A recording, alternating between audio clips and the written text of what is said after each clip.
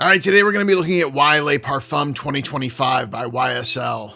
If you're thinking of buying this fragrance or any others over at fragrancenet.com, use the discount code linked in the description below to get 30% off your entire purchase.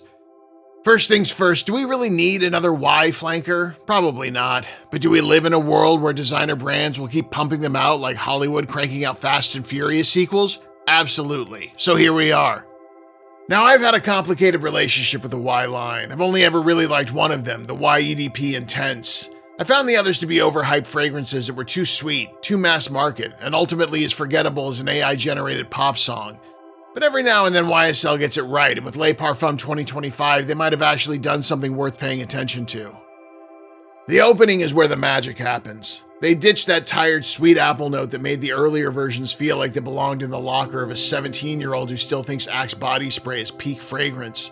Instead, we get a hit of sharp bergamot and warm ginger that gives it some much-needed sophistication. It's still a blue fragrance at heart, but now it feels like one that's grown up, learned some life lessons, and maybe even read a book or two. The middle keeps things fresh and aromatic, rolling in a mix of balsam fir and pine. It's smooth, balanced, and doesn't choke you out with an overdose of synthetic sweetness.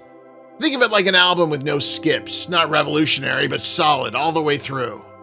Then comes the base, and that's where this one really finds its identity. A rich amber and dry patchouli form a base that's warm, slightly smoky, and just masculine enough without trying too hard. It's the olfactory equivalent of a well-tailored navy blazer, always appropriate, never out of place.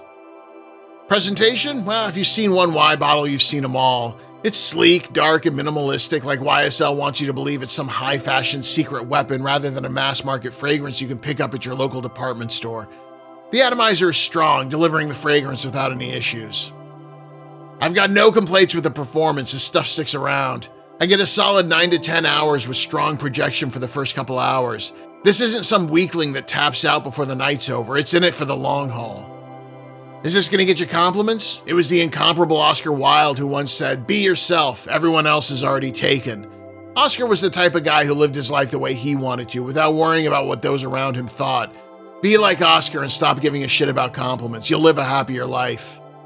Final thoughts? This is easily one of the best in the Y line. It keeps the DNA somewhat intact but trims the fat, dials up the refinement, and delivers something that actually feels worthy of the Le Parfum title. If you're a fan of blue fragrances but want something that leans a little more grown up, give this one a shot.